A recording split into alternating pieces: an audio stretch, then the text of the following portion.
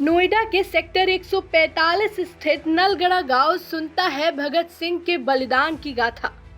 इस गांव के एक पेड़ पर भगत सिंह, राजगुरु और सुखदेव का आशियाना रहा है। बता दें कि यहीं पर रहकर डिप्लॉयमेंट में फोड़ने वाले बम बनाए गए थे। आज भी इस गांव में हिंद फौज के कर्नैल सिंह का परिवार रहता है और परिवार के पास अभी भी आज़ादी की लड़ाई से जुड़ी यादों को ताज़ा करने वाले सामान मौजूद हैं। नोएडा के नलगड़ा गांव में ब्रिटिश हुकूमत के खिलाफ इनकलाब जिंदाबाद के नारे की पटकथा लिखी गई थी। इसी गांव में रहकर भगत सिंह और उनके साथियों ने बम तैयार किए और इसी गांव के एक पेड़ पर अपना बसेरा बनाया था। उसी पेड़ पर सोना और पेड़ पर रहकर ही ब्रिटिश सरकार को उखाड़ कर फेंकने की रणनीति बनाई गई थी। इसी गांव में भगत सिंह, राजगुरु और सुखदेव हरनंदी यमुना नदी को नाव से पार करके आते थे। बेबे मंजीत कौर का कहना है कि भगत और कर्नैल सिंह के नाम से गांव के बाहर एक गेट बनाया जाए और सेक्टर 145 मेट्रो स्टेशन का नाम भगत सिंह के नाम से हो। साथ ही मंजीत कौर पंजाब के सीएम भगवंत मान सिंह को अपने गांव आने का न्योता भी दे रही है। हाँ जी, भगत सिंह के गोती भाई थे, उनके साथ ही रहते थे। सुभाष चंद्र बोस और उनकी सेना सारी इकट्ठे रहते थे इस गांव में। हाँ, समाज भी है जी। बस यही यादें हैं और तो कोई याद नहीं है। ऐसे ही थे भी, ऐसे जहाँ रहते थे वो कहते थे बेटा बहुत परेशानी में रहते थे हम, यहाँ तो कुछ खाने को नहीं था, बाढ़ आती थी बहुत, तो खाने के लिए कुछ नहीं था। तो यही बताते थे, बबूल के पत्ते खा के गुजारा करते थे, नीमक लगा लेते थे, खा लेते थे। बस इस गांव में ऐसे ही रहते थे हम, पेडन के ऊपर है ही कुछ नहीं था। जब मैं आई यहाँ पर तो जब भी यहाँ बहुत जंगल था, मेरे आगे भी बहुत जंगल था यहाँ, तो बहुत ज़्यादा परेशानियाँ तो थी खैर उनको। तो परेशानी में अपना बम वगैरह तैयार करते थे। तो ये बताया था उन्होंने भी जब असेंबली में बम मारा तो यहीं से योजना बना के और यहीं से गए थे। एक बात और उन्होंने ये बात कही थी भाई, हम बाल वैसे वो पगड़ी बगड़ी नहीं बांध के गए थे, टोपी पहन के गए थे। जब इस गांव से बम वगैरह मारने गए टोपी पहन के गए थे यहाँ, ये मेरे अब याद आई है भाई, टोपी पहन के गए थे और कहने लगे अब यहीं मिल लेते हैं सारे के सारे, फिर पता नहीं हम मिलें कि नहीं मिले। हाँ, तो फिर वापस आ गए थे। तो जब अंग्रेज़ों ने इन पे हमला कराया है, जब इस गांव में यहाँ से निकल गए थे। हाँ, सुभाष चंद्र बोस तो इस गांव के गुम हुए मिले ही नहीं है। भगत सिंह पंजाब चले गए थे, हमारे ससुर साहब जो वो बाहर के देश चले गए थे अपने भाई के पासपोर्ट पे। इनके पास तो कुछ नहीं था, तो शक्ल मिलती दोनों भाइयों की, तो अपने भाई के पासपोर्ट पे बाहर चले गए थे ये। जब उधर से आए ये दोबारा से हमें सामान मिला है। हाँ, 1952 में जब हमारे ससुर साहब आए फिर दोबारा सामान मिला है, जब से ये सामान मेरे पास रखा हुआ।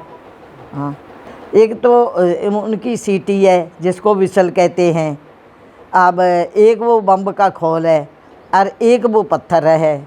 मेन चीज़ें तो ये हैं, बाकी उनके फ़ोटो वगैरह हैं। फ़ोटो भगत सिंह की फ़ोटो तो 2 हैं, किसी ने चरा ली हैं। सुभाष चंद्र की और उनकी पलटन की सारी फ़ोटो मेरे पास हैं। हाँ, वो मौजूद है। हाँ जी, हाँ जी, गांधी जी की चिट्ठी भी यहीं मौजूद है। हाँ जी, उसका तो अभी चल रहा है, तो ऊपर से आर्डर भी आ गया है, पर वो नहीं अभी नाम कर रहे, पता नहीं कब करेंगे। अब उसका तो गवर्नमेंट ही जाने। अंग्रेजों से लोहा लेने के लिए नोएडा के नलगड़ा गांव में पेड़ों पर रहकर योजना बनाना और अपने साथियों को एकजुट कर देश की आज़ादी की लड़ाई लड़ने से लेकर तमाम योजना इसी गांव में बनाया करते थे भगत सिंह। आज़ादी के लिए देश की असेंबली में जो बॉम्ब विस्फोट किया गया था, उस बॉम्ब को जिस पत्थर के माध्यम से बनाया गया था, वो पत्थर आज भी गांव के गुरुद्वारे में मौजूद है। सरदार भगत सिंह, राजगुरु और सुखदेव सिंह जी, इन्होंने अपना अंतिम समय नलगड़ा में बिताया है। क्योंकि जैसा कि हम सब जानते हैं, जो 1929 में जो असेंबली में उन्होंने विस्फोट किए थे, उसका जो बारूद तैयार किया गया था, उसको असेंबली जो बम किया गया था असेंबल, उसको यहीं पे बैठ के इस पत्थर के द्वारा किया गया था नलगड़ा में। और उसके बाद उन तीनों ने अपनी गिरफ्तारियाँ दे दी थी और पहले से ही ये सम्मानित गांव माना जाता है। जैसा कि हम जानते हैं, पहला प्राचीन नाम इसका नारायणगढ़ था आज भी कागजों में नारायणगढ़ है, लेकिन सर्वप्रथम जो हमारे फाइटर हैं उन्होंने यहाँ पे नल गाड़ा था, हैंडपम्प गाड़ा था। इसी कारण से इस गांव का नाम नलगढ़ा पड़ा। हमारी सरकार से यही मांग है कि जो यहाँ पे सरदार भगत सिंह के नाम से जो स्मारक बना हुआ है, 105 की ज़मीन जो छोड़ी हुई है, उस ज़मीन उसे मतलब वहाँ पे एक अच्छा पार्क बनाया जाए और वहाँ पे उनकी फ़ोटोएँ लगाई जाएं, स्मृति चिन्ह लगाए जाएं, ताकि इस पत्थर को भी वहीं पे सजो कर रखा जाए जो पत्थर अभी हमने देखा और आपको दिखाया। और जो ये मेट्रो स्टेशन है, इसका नाम बदल कर 145 की बजाय सरदार भगत सिंह के नाम से रखा जाए। नोएडा में आज शहीद भगत सिंह, राजगुरु और सुखदेव के बलिदान दिवस के तौर पर सेक्टर 150 स्थित शहीद भगत सिंह पार्क में मनाया गया। इस कार्यक्रम में नोएडा अथॉरिटी की सीईओ रितु महेश्वरी, सांसद महेश शर्मा सहित प्राधिकरण के तमाम अफसर और शहर के लोग उपस्थित रहे।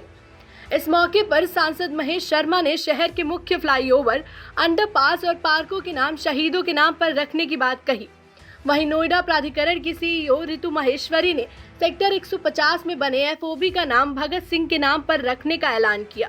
एसोसिएशन की तरफ से ये कार्यक्रम आयोजित कराया गया है। हमारे जो तीनों शहीद श्री भगत सिंह जी, राजगुरु, सुखदेव, उनकी स्मृति में पूरे देश वर्ष में ये दिवस मनाया जाता है। नोएडा प्राधिकरण द्वारा सेक्टर 150 में ये पार्क श्री भगत सिंह जी के नाम पे बनाया गया है, तो उनकी स्मृति में आज ये कार्यक्रम आयोजित किया जा रहा है।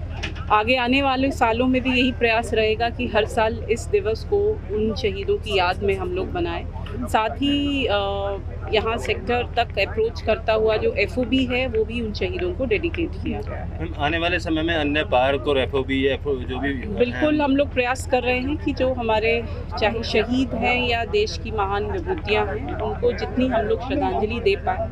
अभी हम लोग महात्मा गांधी जी की स्मृति में एक प्रतिमा भी यहाँ लगवा रहे हैं और कुछ समय पहले अन्य भी लोगों की चाहे स्मृति में चाहे एफओबीज या फिर स्टैच्यूज लगाने की मांग आई है। तो प्रयास रहेगा कि जो भी ऐसे लोग हैं जिन्हें देश याद करता है, उनको हम लोग सच्ची श्रद्धांजलि दे पाएँ, उसके लिए प्रयास करें। ये 150 सेक्टर में ही है और ये भी शहीद भगत सिंह जी की स्मृति में इसको हम लोग समर्पित कर रहे हैं। रादर तीनों शहीदों की स्मृति में ये समर्पित कर रहे हैं। पॉलिटिकल डेस्क, जनहित टाइम्स।